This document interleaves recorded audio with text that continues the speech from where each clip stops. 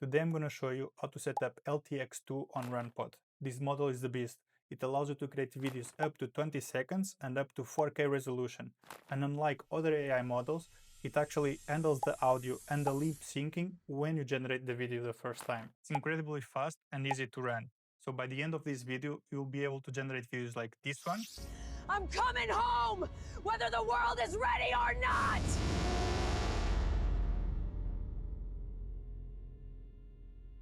And this one. Let's get it installed so you can start generating the videos. So first thing we're going to do is that we're going to go to RunPod, sign in if you didn't do it already. Make sure you have some money deposit. Go ahead and go to pod templates and search for the following LTX-2 template. I'll leave this name of this template on the description, so don't worry about it. So go ahead and click.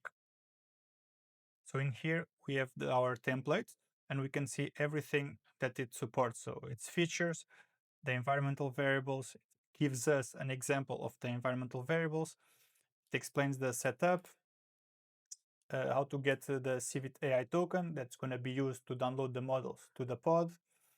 Also the included models. So on the workflows that we have here, there's also some pre-configured workflows that we're going to use to showcase some demos. So we have some text to video, image to video, we have some edge guided and depth guided. On this video, I'm only going to explain the text to video, but you can go ahead and try the other ones. There's also some nice tips that left here in case you have low VRAM or how to actually prompt it and so on, that I advise you to read it and follow it to generate the best videos. So we can go ahead here and we can configure our pod. So for the GPU, let's select RTX 5090. And in here, we have the part where we can configure our template. So we can go ahead and click Edit. We have here the template that we selected. The container disk, in our case, we're going to leave it at 200 because we're going to use the models from the template, the defaults. We're not changing them. But if you are going to use bigger models and a lot of LoRa's, it's important here that you increase this value. After updating the container disk, if you need it, well, the only thing you need to change is the environmental variables. So you can go ahead and untoggle it to see what we have here. And we have the same environmental variables that were in the documentation. The only thing that you need to change here, if you just want the default, is that we need to update our CivitAI token. If we want the default, we don't want to enable the lightweight FP8 for the low VRAM, we just leave it at false. CivitAI token, we're going to replace it. And when we see Lotus ID to download, we can just remove it. We're not going to need it. In order to get the token, we're going to go to civitai.com. Going to click on your avatar. Scroll down here to account settings. And then we're going to scroll until API keys. So we have it here. We can go ahead and create a new API key. Let's call it demo. And let's copy this key. So we're going to go back now to RunPod, where it says token here. We're just going to paste it. And that's it. We can go scroll down. We set the overrides. And the rest, we can leave it as default. We're going to go ahead and click deploy on demand. So it's starting the container. We can go ahead and look into the logs to see it. We see it is pulling the containers, creating the containers. After creating the container, it's going to download all the models from the default image and the Lotus if you specified something on the environmental variables. So this can take a while, so I'm going to skip to when this is ready. So the installation is completed, so meaning the container is running and we have all the models in the pod. So we see here the message ComfyUI is ready. So we can go ahead and click on connect. And we have here on the port 8188. So it's saying it's not ready, but it's just a small bug on the UI. Oh, there we go. We have it ready. We can go ahead and click to open it, ComfyUI.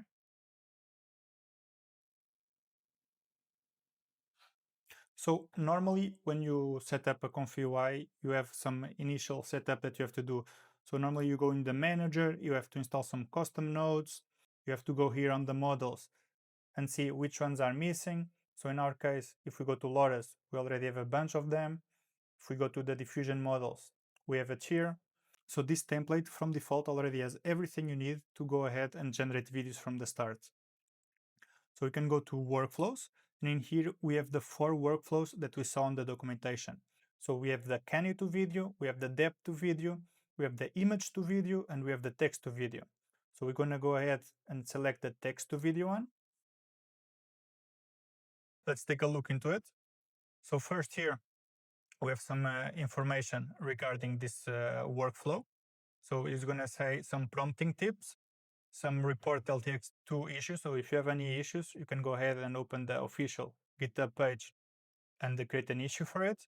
And also the models that's using. So we have here the checkpoints, the text encoders, the LoRa's, and the latent upscale models. And don't worry about this, because this, as I told you in the beginning, is already downloaded from the start. Then in here, we have our input, so the prompt that we're going to use to generate the video. And if we want to take a look into a deeper workflow, so how exactly everything is working, you can go ahead and click here, and we're going to see the subgraph. So we're going to see all the models being loaded, the prompt, the samplers, and so on. So in this case, we're not going to do this. We're just going to go ahead and generate a video. So let's go back to the main top view of the workflow. And here we have our prompt. Other than the prompt, we have the frame count, we have the width of the video. In this case, the default is just HD. We have the noise seed, and we have the control of the generate if you want to randomize, fixed, increment, or decrement. So in this case, let's leave at default for the first generation, and then we can go ahead and tweak it a bit to generate longer videos and better resolution videos. We also have some information about the size. So the fields that we're going to change here for the resolution or for the length of the video, they have to respect some rules. And we have here the rules below. So the width and height settings must be divisible by 32 plus 1. The frame count must be divisible by 8 plus 1. Running with invalid parameters will not cause it to error. So if you put some wrong values, it will not break. So what it will do is that it will round to the closest values. As we see here on the top, by default is just HD. But if you have a powerful GPU, in our case, we have the 5090, we can go ahead and bump this to full HD. So we're going to do this next. Another thing, when generating the prompt, LTX-2 has an official page that gives you guidelines how to generate the best prompts to generate the best AI videos possible. So this is the page. So there's the prompting guide for LTX-2, and I'll leave the link in the description for you to go ahead and read it and generate the best prompts. So let's go back to ComfyUI. I already prepared some prompts, so I'll just go ahead and paste it here. I'll leave it a second if you want to pause the video and copy the same prompt, and we're going to run it. So we see here that the video generation is running, and depending on the GPU that you selected when creating the pod, the time can be a bit different. So the job was completed, and it took around 2 minutes to generate. So I'll go ahead and put it on the screen so you can see the results. Catch me if you can. So it generated the video in HD, and it puts audio and lip sync correctly on the video. Everything in just one run. Let's try now increasing the resolution. So let's put full HD, and let's also increase the frame count. So on the width, we want 1920. And for the height, we want 1080. So we want full HD. And for the frame count, remember, as it says here, frame count must be divisible by 8 plus 1. So in our case, let's just double it. So 241. Let's go ahead and generate the exact same video. So we see it here is in queue, it's running. Let's see how long it takes. So our video finished generating, and we can see here that increasing the resolution and the frames, it actually also increased the time it took to generate it. So the previous one took around 2 minutes, and this one a bit more than double, 5 minutes. So I'm going to go ahead and put the video on the screen so you can see the result. Catch me if you can.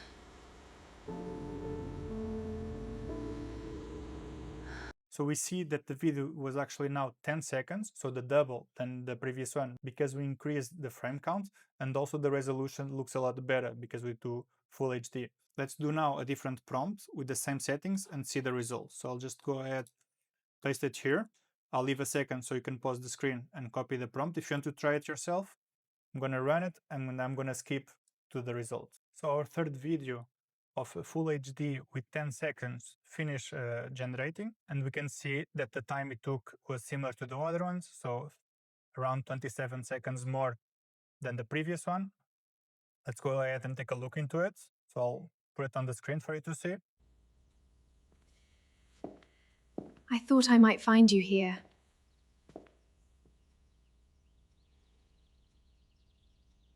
And as expected, the results were pretty consistent throughout the 3 videos. The audio was in sync with the environment, the link sync was in sync with the video generated, and the camera movement was very smooth given our prompts. So before finishing this tutorial, I want to leave you some quick tips. If you forgot to download the video, when you generate a video, you can go ahead here and click download. So if you forgot to do this, you can go here on the left to assets, and you'll have all the videos that you generated. If the videos are not appearing here for one reason or another one, there's another way to get these videos. So you can go to My Pods, so on RunPod, you can go to Jupyter Lab. So this is going to open the Jupyter Lab connected to our pod. Here on the left, we're going to have the file tree. We're going to click on ComfyUI. We're going to scroll down to Outputs. We're going to click Video, and we have here the list of videos that were generated. Another tip is that if you are planning on generating the 4K video resolutions up to 20 seconds, you're going to need a very powerful GPU. Another tip, more like for a RunPod tip, when you finish generating these videos and you don't need the pod anymore, don't forget to go back to RunPod, click on your pods, and the pod that is running with the ComfyUI, go ahead and click in More Actions and terminate the pod. Because if you don't do this, RunPod charges per time and not by video generated. So don't forget to go here and terminate the pod, because if you don't, it will keep charging you. Before finalizing this video, I'm generating a video with 20 seconds to show how it works. I went ahead and put on the frame count 481, and I left the same as before, so we don't need to create a new prompt, because our goal is just to show a case with 20 seconds. And that's it. You just click run and wait for the video to be generated. The video generation is completed, and as expected, the time almost doubled. So as we see here, 10 minutes 48, and the previous one was 5 minutes 27. So let's see the results.